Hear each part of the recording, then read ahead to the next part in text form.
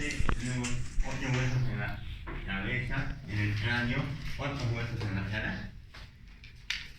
14, ¿no? ¿Cuáles son los huesos de la cabeza? Un occipital, dos temporales, un parietal, dos occipitales, un frontal, un esternón y un lumboide. ¿Y los de la cara? 14.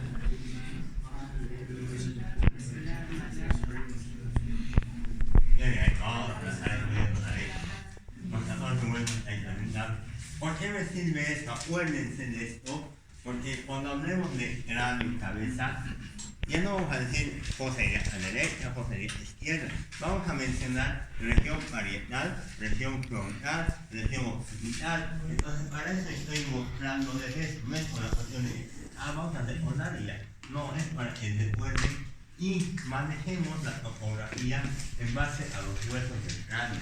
Y la cara también, más la superior, inferior, balance, etc.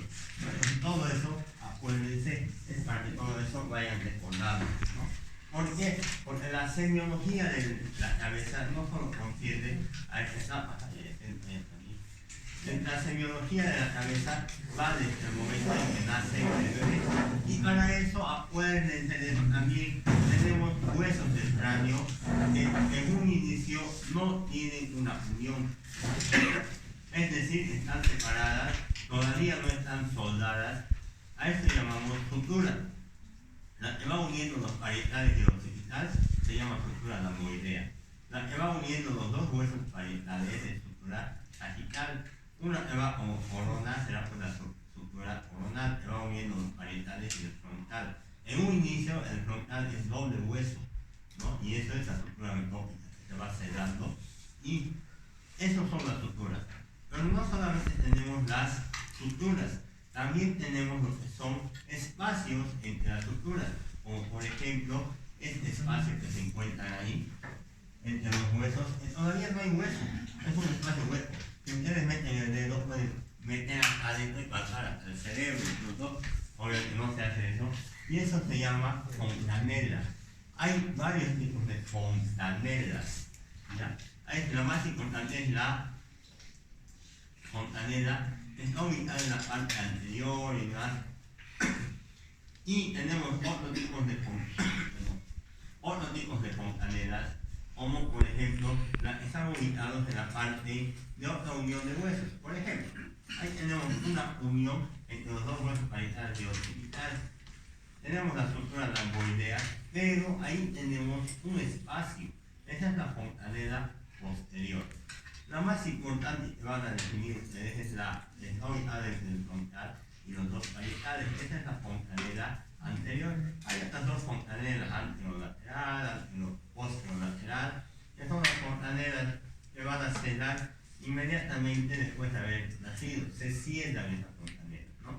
Tienen una cierta edad a los cuales se va cerrando. La anterior es la que tarda más en cerrarse y la que más grandecita debería ser. La esfenoidal, la mastoidea se cierra mucho más antes esta, y esta se cierra mucho más antes que las anteriores fontanelas. Entonces, esas fontanelas, por ejemplo, para evaluar un cráneo, tenemos que hacer inspección y palpación. En alguna literatura se dice ocultación, pero sobre todo inspección y palpación. Al hacer inspección y palpación, tenemos que ver si el cráneo es normal. ¿No? Normocéfalo se llama, ¿no? Normocéfalo, o sea, de características normales será pues normocéfalo. Enseguida vamos a ver cuáles son las características normales. Eso es un cráneo normal, así como todos los que tienen. Pero muchas veces, por cuestiones, por ejemplo, en el caso de ustedes, se va cerrando el cráneo, se cierran las fontanelas, suturas, y tienen un golpe. Y en ese golpe pueden llegar en el cráneo que está ahí adentro, el cerebro y demás.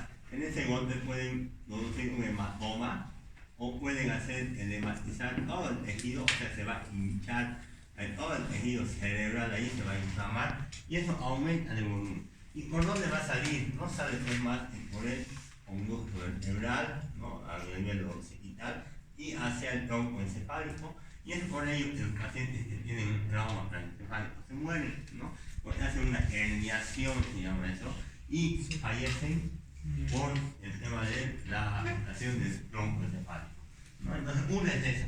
Pero fíjense, en los bebés tienen fontanelas. Por esas fontanelas, la presión que está generándose ahí se sale. Y muchos de ellos todavía no tienen, incluso pueden ser premátulos, el cierre completo de los ojos y tiende a producir una macrocefalia, ¿no? Entonces, ahí tienen un aspecto principal y diferencial entre un adulto y un bebé. Y no solo eso, las fontanelas también puedo verlas en un paciente deshidratado. Si está deshidratado, esto suele ser demasiado hundido, deprimido, o sea, así, hundido estaba. En cambio, si está hidratadito, esto es al borde, al brazo, o así, de todo es la calota craneal.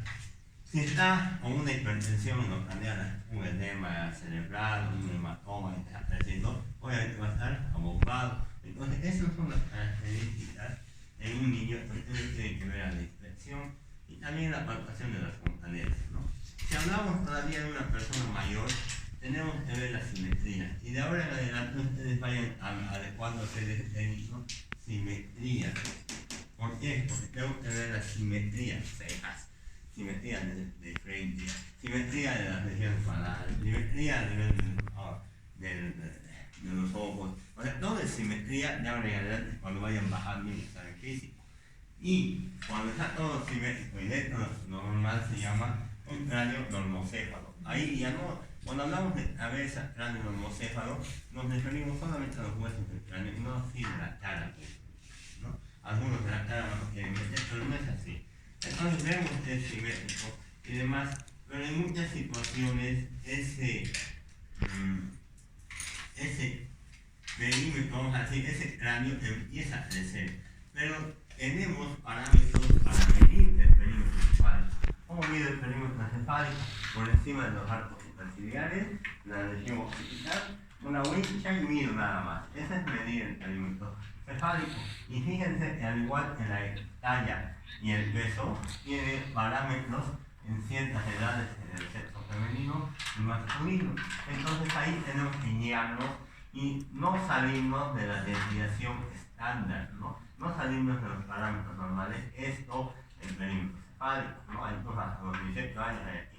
Entonces, eso podemos medir. Cuando salimos de esta desviación más o menos, tenemos las características de la macrocefalia, cuando ese perímetro cefálico está demasiado aumentado a la edad, macrocefalia, ¿no? Esa es la macrocefalia, cabeza grande, vamos a decir. No se dice cabeza grande, ya pueden decir todas esas cosas. No se dice cabezón, se dice macrocefalia. Tantas cosas que pueden hacer ustedes inventarse por. Tienen que sacarle iniciativa a todo lo que vayamos hablando, ¿no? Entonces, fíjense que cuando el perímetro cefálico está disminuido, hablamos de lo que es microcefalia. No me voy a referir porque ya alguna vez me había referido a las etiologías, todo eso, pero es muy complejo. Vamos a hablar todo el tema, toda la clase en hablando de estas etiologías. Entonces hablamos de macrocefalia cuando es la cabeza con el perímetro cefálico aumentado, si vamos a hablar en término medio.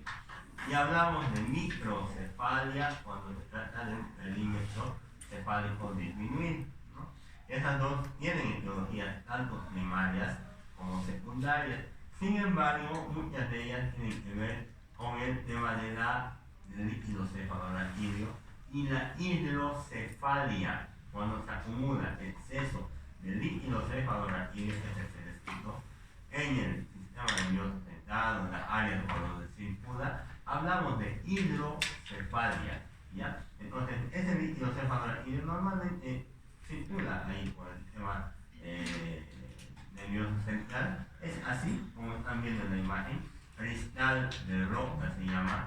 ¿Por qué? Porque no tiene olor no tiene ningún tipo de aspecto, es cristalino completamente y tiene que ser así. ¿Dónde se proviene? En los plexos coroideos, donde se absorbe en los senos venosos, pero el trayecto ustedes ya lo tienen que manejar, ¿no? El trayecto es dónde aparece y todo eso, por dónde va, por dónde aparece, por dónde se absorbe y todo lo demás. Ese es el trayecto que seguramente lo van a ver en neurología. No vamos a hacer mayor profundidad ante eso. Los aspectos también tienen una característica de aspectos o características, parámetros normales para el líquido cefalorraquídeo, porque ustedes pueden analizar ese líquido cefalorraquídeo. haciendo una función lumbar en medio de dos vértebras lumbares, juntas y sacan el líquido cefalorraquídeo. Va golpeando ese líquido y eso lo mandan a analizar, es hipóstasis cultivo y todo eso, en el caso de meningitis, por ejemplo, o en el caso de neuropatías de difícil diagnóstico. Entonces van haciendo ese tipo de diagnóstico. En caso de hidrocefalia no se lo hace por esa presión al momento de funcionar, pulsar a nivel de la lesión lumbar, ustedes van a producir que la presión vaya hacia abajo y pueda producir una herniación y lo matan al paciente, ¿no? Por eso previamente antes de la punción siempre hagan una tomografía para ver que no haya hipertensión intracraneal. Pero hay diferentes enfermedades como algo primario, trastornos tumorales, una neurocisticercosis, ¿no? Ustedes ya saben, comer tripina y demás pueden producir neurocisticercosis. Y eso producido es una obstrucción en todo el trayecto por donde va el líquido cefalorraquídeo. Y al producir esa obstrucción, obviamente se va a acumular en esta zona el líquido cefalorraquídeo, produciendo la hidrocefalia. Funciones del líquido cefalorraquídeo tiene muchas funciones. No ya lo ver en anatomía o en fisiología, lo van a desplazar en neurología, por ejemplo. Las funciones no es el líquido cefalorraquídeo, ¿no? Tiene lo que es reserva, nutrición, estabilidad mecánica comunitaria del cerebro, amortiguador y demás. Y este es el sistema vestibular, tiene que atender eso. Por donde aparece y por donde se va. Y es el líquido cefalorraquídeo. Además de eso, habíamos dicho macrocefalia, microcefalia, ¿no? Pero otras dos características, cuando hay un trabajo de parto y es complejo el trabajo de parto, muchas veces causamos esto, ¿no? Obviamente castigado el interno produce esto. Le decimos, ¿por qué no has hecho una episiotomía? ¿Saben ustedes la episiotomía, no? Cuando nace el bebé, están haciendo, tienen ahí los labios mayores, tiene el bebé y todo eso ahí, y lo que hacen es, en la cabeza no sale muchas veces. La mujer está pujando, puje, y muchas veces al hacer eso puede producir un desgarro de los ahí, del canal, de todo el área perineal de la mujer. Entonces un desgarro y se produce ahí una herida, sangre, todo, porque para que salga el bebé. Pero eso es porque el médico a veces no ha previsto el tamaño y todo eso, y para eso es mejor hacer una episiotomía. Hagan una tijera, sigan especializadamente ahí y con pequeñito, ¿ya? Pequeñito, porque cuando cortan así, se estira así, hasta abajo. Entonces nunca traten de cortar grande, porque va a cortar mucho más grande y les va a cortar estructural, y toda esa parte, ¿no? Entonces hace un pequeño cortecito y va hasta un pequeño de 2 centímetros, póngale menos tal vez, y se va a abrir hasta ahí por lo menos grande, para que pueda salir el bebé. ¿Por qué? Porque a veces ya no se va a desgarrar, pero van a producir eso en el bebé, con un trabajo de parto complejo, presentando el bebé. Pueden provocar un cefalohematoma, ¿no? Y eso es un acúmulo de líquido en el tejido, líquido no, sangre, en el tejido celular subcutáneo. No hay cefalohematoma, no respeta lo que son los límites del hueso. Pueden producir un caput sucedáneo, ese es el periósteo, subperiósteo. Eso sí, se puede respetar lo que son los huesitos. Solamente lesión hospital y nada más a pasar de ahí. No va a pasar nada de lesión parietal. Hay lo que es el hematoma subgaleal, que también tiene que ver con los huesos, por los vasos sanguíneos que se conectan y se van rompiendo, vamos a decir, pero que tiene que ver con varios huesos iguales. Entonces, todos estos detalles ustedes pueden tener al momento de ver una cabeza. Entonces ahí, ya no dirán pues cráneo normocéfalo simétrico. ¿Cómo vas a decir? ¿Cómo describes esa imagen? Solo del cráneo, describirla. Protrusión en la... Ya.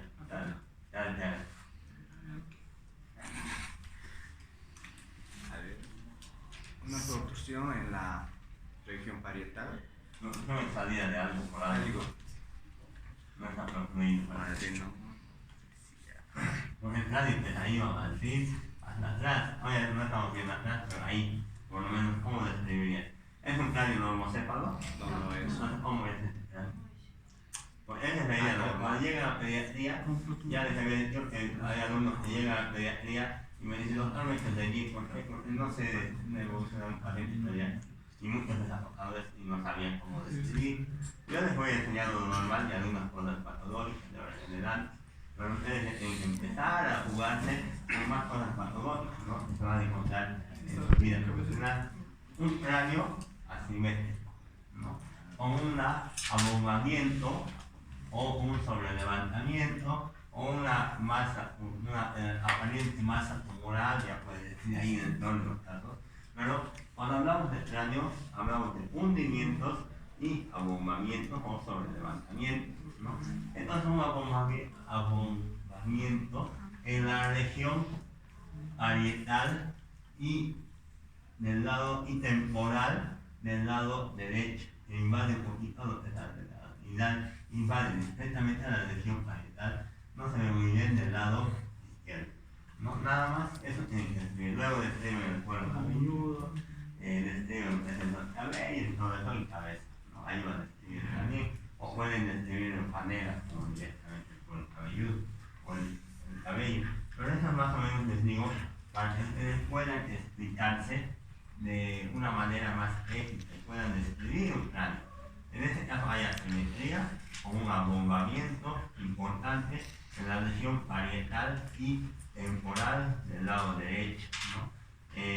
No aparenta haber signos de inflamación, ahí no aparece calor, no lo veo rubicundo, y tener que ver las características a la palpación después, ¿no? Palpar si es duro, blando, palpar si duele, no duele, palpar los diámetros, palpar los bordes si son definidos, si está sujeto a planos profundos, todo eso tenés que palpar y describir también. Pero ya la inspección no es un plano normoteo, igual de este, igual de otro, ¿no?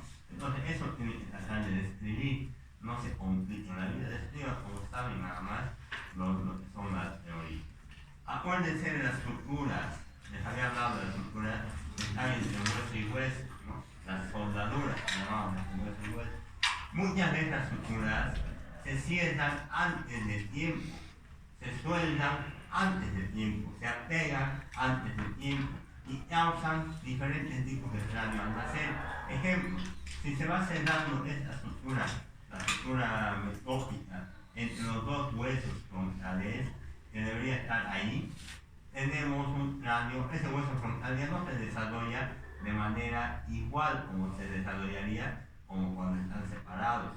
Se desarrolla de esa manera, haciendo que el cráneo tenga una forma ya no de normocéfalo, sino trígonocéfalo, trígonocefalia, ¿no? Entonces voy a ver por arriba este cráneo y si es así, pensaré en una trígonocefalia.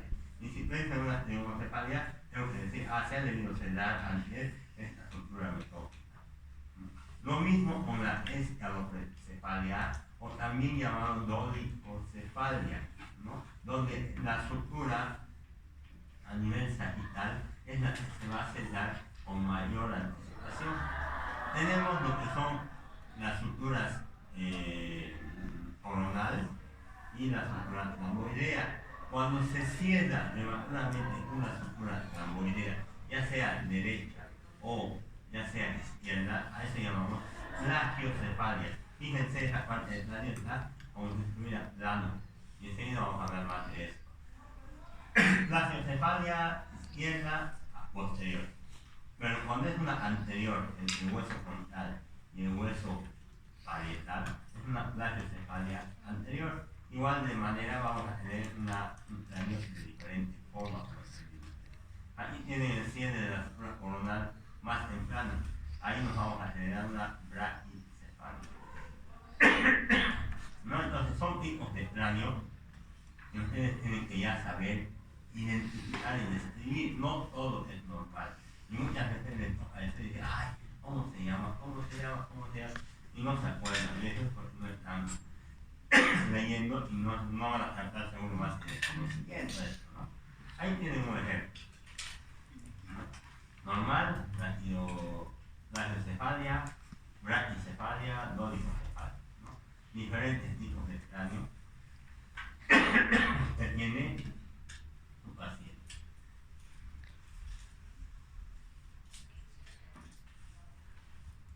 Este es un mesocéfalo, o sea, un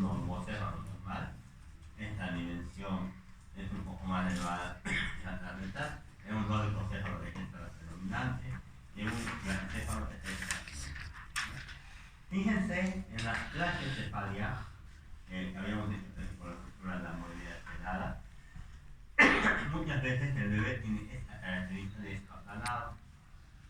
Pero tomen en cuenta que cuando nace el bebé todavía no está bien sedado, consolidado, lo que y va a seguir creciendo y endurándose.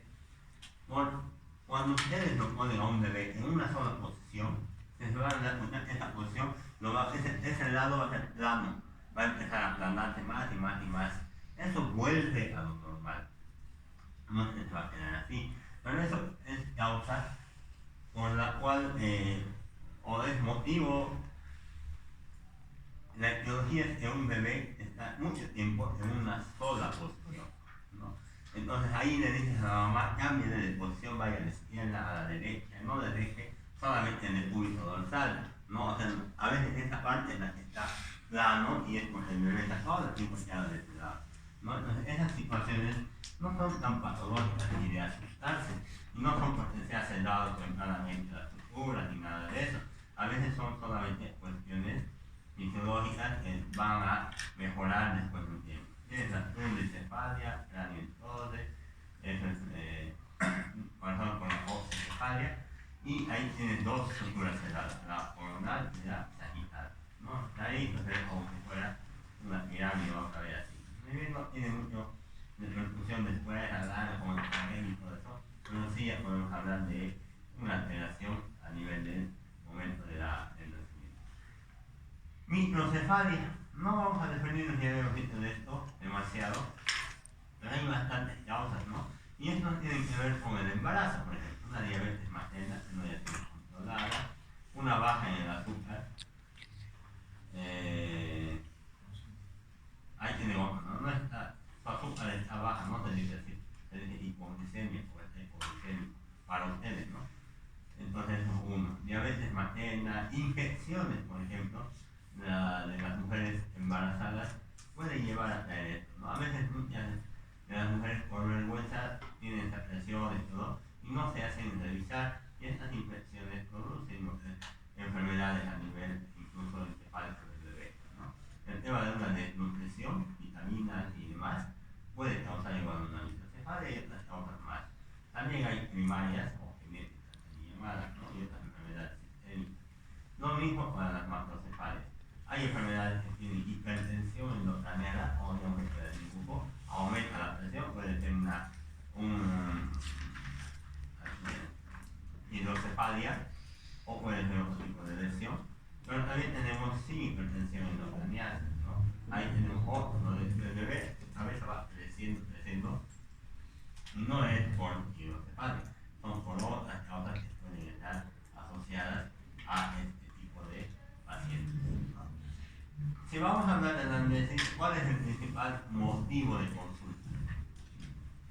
¿Cuál es el principal causa para que les vaya con la cabeza? ¿Será porque tengo un grano en mi cabeza? No. ¿Será porque mi cabello está lacio y quiero que esté urótico? ¿No? Está por la cefalea, ¿no?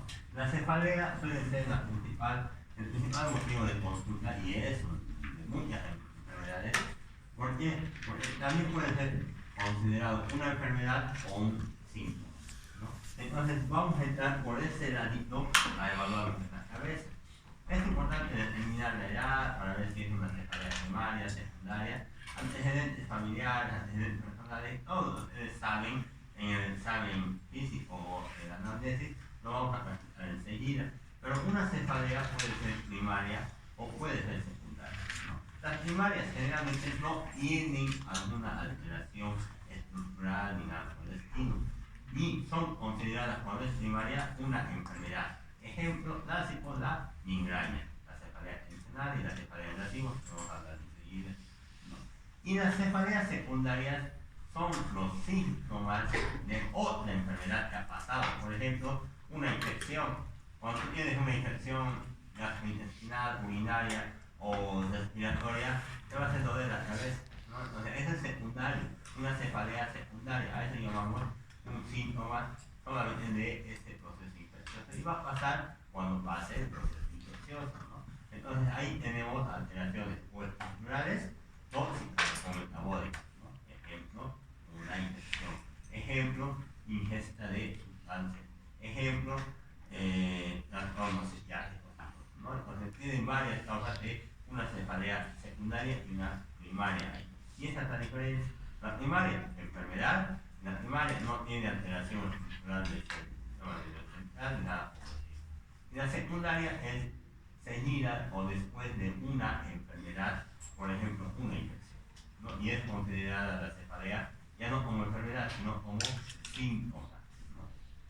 Para distinguir, y esto va para ustedes, para que no describan los síntomas, porque, a ver, como el ejemplo de los últimos exámenes que están dando los internos, porque ellos describen la enfermedad y no hacen hincapié, le dicen, me ha dolido la barriga, y ahí está. ¿Dónde le dolido? Aquí, listo, ya pasó.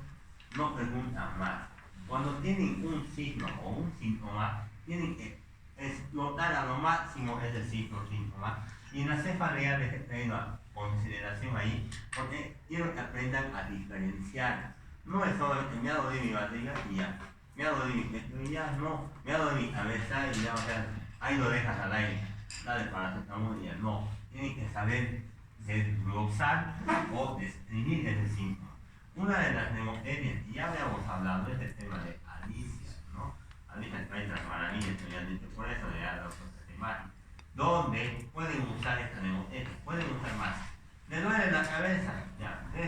¿Desde cuándo le duele la cabeza? ¿Cuándo le ha aparecido y cómo le ha aparecido ese dolor de cabeza? Hace 4 días, 3 días ya. ¿Dónde es el dolor de cabeza?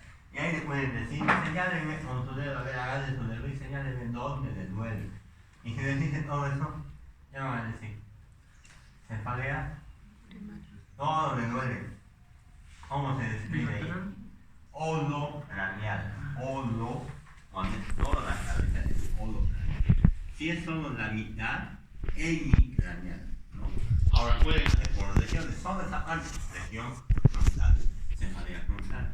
En esta parte nomás me duele, región occipital. Esta parte nomás capital izquierda, ¿no? Entonces esa es la localización. Si hablamos de irradiación es un espejo, un reflejo. Por ejemplo, me duele y me duele, pero parece que se mueve por este lado, va hacia atrás. Eso es la irradiación. Irradia a la región parietal contralateral, irradia a la región occipital. Eso es irradiación. Y eso tiene que preguntar igual al paciente. Características del dolor, tipo de dolor. Será tenebrante, será, por ejemplo, y eso ustedes no lo van a preguntar al paciente. Tenebrante es como un taladro, están metiendo una perforadora en una herida ahí, eso es tenebrante, urente, estará ardiendo, eso es urente, ¿no? Espasmódico, así como estaría retorciendo, eso generalmente en vísceras huecas, ¿no? Será fungitivo, como estaría punzándome con algo, ¿no? Entonces, esos son los detalles de las características del tipo de dolor en una cefalea. Hay más, obviamente, que ustedes tienen que describir y leer, por eso digo leer, no lo van a aprender. La intensidad, para eso usamos escalas visuales análogas, el EVA, ¿no? Ese es el uno que les he enseñado. La otra vez al interno que le han preguntado, dame 5 escalas de dolor. Solo conocía igual el EVA, no conocía otras igual. Conozcan más, vayan interiorizándose, tal vez requieren otra escala, pero nosotros usamos un poquito de EVA para evaluación porque es un poco más sencillo, digamos. Y no le digan al paciente, le duele la muela, 1 al 10, no, él entiende, pero el paciente no entiende cuando le dices eso, 1 al 10 y te mira, no sabe qué hacer, ya te hacía, o sea, ellos parecen que hacen así, 2, así te hace. Tienes que explicarle, 1 es un dolor, 0 en realidad, es cuando no te duele nada, 1 es un dolor suavito, y 10 es un dolor horrible, que te hace gritar, que te hace saltar, y los que han ido a la práctica, creo que la anterior semana o a principios de la anterior semana, vieron a una paciente que estaba con dolor EVA de 10, gritando, ¿no? ¿Quiénes han ido a la práctica? Los ojos así, ¿no? Has visto a esa paciente, ¿no? De ginecología, entrando, inmediatamente morfina en la puerta y todo eso, que sabe la camilla y todo. Eso es un EVA de 10. Cuando un paciente que grita y llora, está entrando así con dolor, eso es un parto, por ejemplo, ¿no? y los agravantes o factores que te aumentan o disminuyen el dolor. Como paracetamol y se me pasa, esto es una causa o algo que disminuye el dolor. O ya están haciendo bulla y afuera y peor me duele, eso es un agravante, ¿no? Entonces esos detalles tienen que ustedes ir a preguntar a su paciente si es necesario. Ahora, si hablamos de cefalea, ya tienen más preguntas, ¿no? ¿Cómo fue la primera crisis de cefalea? Cuando hablamos de eso, no hablamos de crisis convulsiva, hablamos de una crisis de cefalea. Según dónde comienza, ya como el dedo, decía, calidad, cualidad, pulsativo, opresivo, grabativo, puntadas, denigrantes, explosivos, son diferentes características del dolor. A veces es mejor el paciente te diga, me duele como si me estaría algo ahí dentro de la piedra, ¿no? No estoy a la palabra adecuada para describir. Factores precipitantes, lo que les decía, la luz, el olor, los ruidos, comidas, chocolate, por ejemplo, consumir en las ciertas migrañas y molestas. ¿Cuál es la frecuencia? ¿Cada cuánto les hago bien? Primera vez, mensualmente les duele, ¿cuántas veces? Por día, ¿cuántas veces les duele? ¿No? Irradiación, de la oxiditaria, puede preguntar la intensidad, factores agravantes, por ejemplo, una maniobra de Valsalva. ¿Cuál es la maniobra de Valsalva? Maniobra de Valsalva, han debido estudiar qué es eso. ¿Cuál es la maniobra de Valsalva? Cuando ustedes pujan para ir al baño, para tener un bebé, la mujer, o cuando hacen un esfuerzo, digamos, tienen que pujar así para destapar los oídos, esas son maniobras de Valsalva, ¿no? Esas son. Entonces, esas se usan también para el tema, no vamos a hablar de cardiología después, pero son maniobras que también pueden agravar lo que es un tema del dolor o disminuir en algunos casos el tema del dolor de la cabeza. ¿Cuánto dura? Es importante el tiempo de duración, si es superficial o profundo y demás. Si está asociado a signos, síntomas, por ejemplo, como la fotofobia. ¿Qué es la fotofobia, Luna? Cuando no toleras la luz, no es miedo a la luz, nada, pero cuando no toleras, te molesta, apaga la luz así, esa es fotofobia. Somnofobia, el ruido. Lo demás no vamos a ver. El tífora ya saben que es la rimeo. Rinorrea, ya saben que es el tema de la secreción por la nariz, ¿no? Unilateral. Acúfenos, sonidos que tú vas oyendo y nadie más escucha, solo tú vas oyendo silbidos, comentaría de mar, golpecitos. En la tarde eso vamos a ir del oftalmo, ojos de ojo más a detalle del oftalmo, y las fotopsias que son lucecitas que van viendo, ¿no? Entonces, esos detalles tienes que ver si están asociados o no. Y fíjense que para ver las características de la migraña, ustedes tienen la localización, tienen la duración, la frecuencia en tu libro, la intensidad, la cualidad, y de acuerdo a eso, por ejemplo, las tres primarias que son estas, ustedes van describiendo, ¿no? Ahí las características, y van describiendo, y eso les sirve, ¿no? Por ejemplo, la migraña, si le dice al paciente, me duele como estaría latiendo ahí adentro, pulsátil, pues ahí es pensar en una migraña. Pero ¿dónde le duele? Toda la mitad de mi cabeza del lado derecho, en mi craneal, ¿no? ¿Cuánto dura? Unas 2 horas, 3 horas y me pasa, a veces hasta 10 horas, ¿no? ¿Tiene algún síntoma asociado? Sí, tengo somnofobia. ¿Es somnofobia? Sonidos. Y osmofobia. Osmofobia. ¿Quién es? Ondorio. Rafa. Neoli. Rousseau está también. Es osmofobia. También estaban, ¿no? Osmofobia, no sé, así, así, ¿no? Es fotofobia. Lo mismo que en la fotofobia la luz es por los ojos, en la somnofobia los sonidos, ¿no? Te molesta, lo mismo los olores, ¿no? En las narices. Entonces el sentido de los pasos aquí, osmofobia te da esa característica de no tolerar ciertos olores, ¿no? Te dicen que pues empeora la cabeza y todo eso, o aparece. Y algunos pueden ser auras, o sea, aparecer antes de que suba la cabeza. Entonces, si tengo todo esto, pulsar y dieta vitaliar, la duración tanto, me sale pues de una migraña primera. Entonces, esas son las características que yo quiero que vayan aprendiendo. Entonces, ahora vamos a hacer un trabajo de 15 minutos. Grupos de 3 van a acordar y van a describir definición, fisiopatología, pueden hacer una diapositiva o así oral nomás. Las semiologías la van a hacer actuada, o sea, van a hacer una actividad donde van a actuar hacia adelante como paciente y demás. Y ahí van a hablar los criterios de diagnóstico que tiene el paciente y que ustedes deberían encontrarlos.